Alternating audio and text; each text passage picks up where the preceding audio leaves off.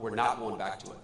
Okay, so now you mentioned the foreign policy and the deals that we're seeing around the world. One of the things that's been the hallmark here of President Trump's second term, again, we're 10 months to the day since the inauguration, has been these deals. We were going to try to do this event last month, but I know you got called over to Israel on the Gaza deal. Sure. So give us kind of and by the way, we have in the audience here today, I know that there are ambassadors from at least two places. The European Union ambassador and the Taiwanese ambassador are here. Walk us through how President Trump has approached these various big picture deals, because I mean he's got more than I think 85% of world GDP now in trade deals with the United States, and he's I lost count of how many peace deals he's done this year. Yeah, well, greetings to the ambassadors. We're thrilled to have you, of course, and greetings to everybody else, including even the fake news. So I'm sure it's reporting there in the back. There's a lot of fake news. I'm sure they're all lined up. I'm sure there are. I can see their fake news eyes peering up at me. I'm sure, ready to misreport everything that I've said today. But no, we love you guys too. Kind of. So here's the thing about the president's negotiating style. And I actually, we were a little delayed because the president called me right before I got on stage just about one of these deals that we're working on.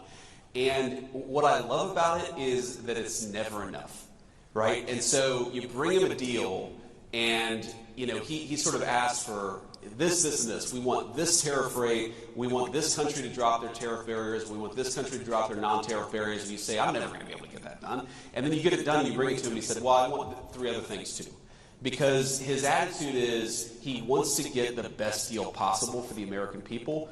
And for too long, we had trade negotiators that so believed in the fake idea of free trade over fair trade that they were willing to sell American workers down the river without actually negotiating on the interests of American workers. And so whether it's with China or India or any of the countries that we struck deals, the basic principle is we want Americans to have better access to their markets. We believe in our workers. We think that we have the best products in the world. We want to be able to sell them everywhere. That's number one.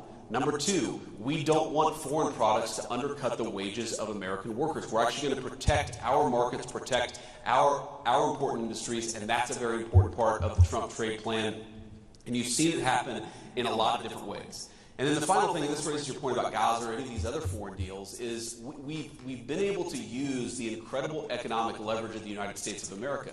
I mean, we're 25%, probably a little bit more than that, of the world GDP. Why don't we ever use our economic leverage to achieve peace? Because when countries aren't fighting each other, when they're actually using their economic talents to manufacture good things rather than weapons to kill each other, then that actually creates incredible economic opportunities for Americans. And that's what the president, that's why he's so focused on peace. He's fundamentally a humanitarian, and we've got 8 peace deals at this point. We're working on number 9 and number 10. And I think that, if he gets number 10, purely for mathematical harmony, if he gets to 10, the Nobel Prize should be awarded to Donald J. Trump, even though he certainly earned it with the first 8. But I also think that there's this sense that while he wants to save lives, he also sees a world where people are engaging in commerce with one another rather than killing one another. And he just, he's a tough guy, but he's not a violent human. Like he's not a person, who I think understands violence at a sort of fundamental level. It's like, why don't you stop killing each other and start trading with one another? Why, rather than Russia and Ukraine killing one another, why don't they actually engage in some commerce with one another, travel between the two countries, engage in some sort of cultural exchange? That is his fundamental perspective that he takes into these things. And fundamentally, if we get more peace in the world, it's good for American workers, it's good for the American people, and the president's going to keep on pursuing peace. He's done very well so far, but he's going to keep on working at it. Yeah, so there's a lot I want to pack into this next question. So one of the things what we've seen, I think, since your guys' victory last year, the whole world over, everybody I've talked to around the world, really seems to have rallied to President Trump's vision on things like trade and immigration. I just saw, and particularly with regard to China and how we need to have a better deal with regard to there, and we just saw the president get back from there. Yep. I just saw comments that Pope Leo made about immigration. He said, just the other day, we did a huge story on it on Breitbart last night, that every country should get to decide, I'm paraphrasing him here, every country should get to decide who gets to come in. I mean, that's amazing to see that from the Pope himself. Sure. Your thoughts on more broadly how President Trump really does seem to have electrified the world and woke them up to these major issues that we're talking about here. Yeah. Well, Matt, you know I'm a devout Catholic, so I follow those comments closely, including on, of course, Breitbart.com. And that's my third Breitbart shout-out. I've done pretty good, right? That's not bad. Okay, thank you guys.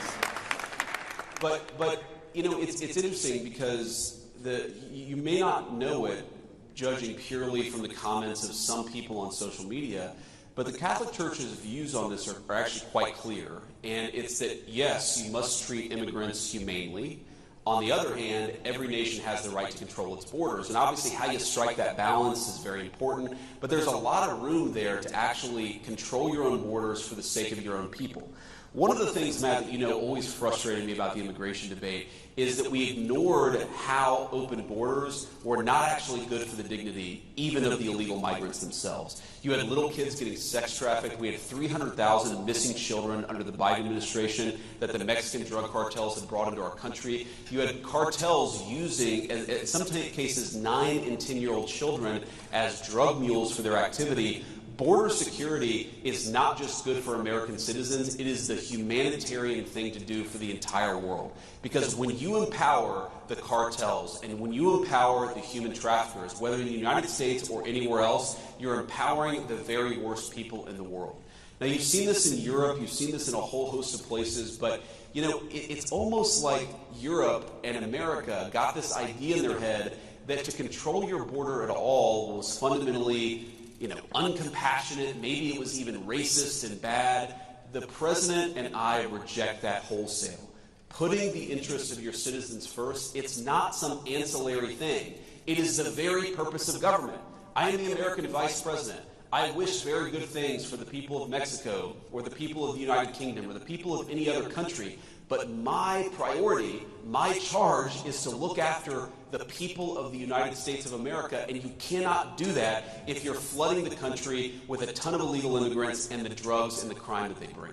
Yeah, so the last